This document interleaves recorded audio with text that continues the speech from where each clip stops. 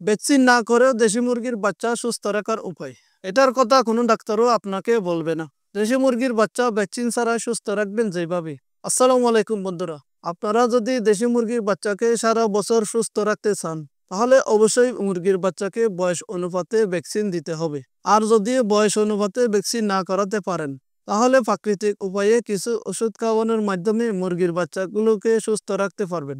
আর যারা দেশি মুরগির বাচ্চা পালন করেন তাদের জন্য অনেক গুরুত্বপূর্ণ ইনফরমেশন এই ভিডিওর মধ্যে দেখানো হবে। তাই বন্ধুরা অবশ্যই ভিডিওটি শুরু থেকে শেষ পর্যন্ত দেখবেন। দেখলে অনেক অজানা তথ্য জানতে পারবেন আজকের এই ভিডিওতে। তাই যদি আপনাদের এই ভিডিওটি ভালো লাগে তাহলে একটি লাইক দিবেন এবং চ্যানেলটি সাবস্ক্রাইব করে দিবেন, নয়তো করার দরকার নেই। তাহলে চলুন বিস্তারিত আলোচনা শুরু করা যাক। আমরা দেশি মুরগির বাচ্চাকে ভ্যাকসিন না করেও যেভাবে সুস্থ রাখতে পারি সেটা হচ্ছে আদা এবং রসুন। আদা এবং রসুন এই দুটি প্রাকৃতিক উপাদান যা খাওয়ালে মুরগির বাচ্চার স্বাস্থ্য ঠিক রাখে। আর মুরগির বাচ্চাকে আদা আর রসুন খাওয়ালে আরো অনেক গুরুত্বপূর্ণ উপকার পাওয়া যায়। সেটা হচ্ছে প্রাকৃতিক অ্যান্টিবায়োটিকের কাজ করে, রোগ প্রতিরোধ ক্ষমতা বাড়ায়। রসুন আর আদায় থাকে অ্যান্টিঅক্সিডেন্ট যা মুরগির বাচ্চার শরীরকে রোগের বিরুদ্ধে লড়াই করতে শক্তি দেয় আর কৃমিনাশক হিসেবে কাজ করে। মুরগির বাচ্চাদের পেটে কৃমির উপদ্রব কমায় আর ঠান্ডার সময় মুরগির বাচ্চার শ্বাসনালীর সমস্যা সমাধান করে। এখন এই আদা এবং রসুন দিয়ে একটি ঘরোয়া ওষুধ তৈরি করে দেখাবো। প্রথমে আমরা একটি গুগলি নিয়ে নিব, যার মাধ্যমে আমরা ওষুধটি তৈরি করব। ওষুধটি তৈরি করার জন্য এক টুকরো আদা কেটে নিব।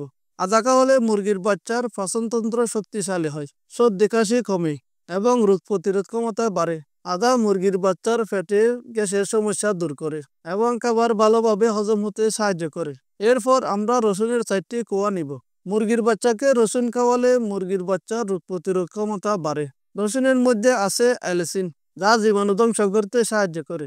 মুরগির বাচ্চার পেটের ভিতর ক্ষতিকর ব্যাকটেরিয়া কমায়, হজম শক্তি বাড়ায়। শুধু তাই না, রসুন খাওয়ালে মুরগির বাচ্চার শরীর গরম রাখে, যার ফলে সহজে মুরগির বাচ্চার ঠান্ডা লাগে না। এখন এই উপকরণ দুটি আপনি চাইলে শিলপাটায় বেটে নিতে পারেন বা ব্লেন্ডারে ব্লেন্ড করে নিতে পারেন। আপনি যে কোনো উপায়ে ছেঁচে নিতে পারেন। পরিমাণ যেহেতু কম তাই আমি গুগলি দিয়ে ভালো করে সব উপকরণগুলো ছেঁচে নিব। এখন একটি বাটিতে 1 লিটার পরিমাণ পানি নিব।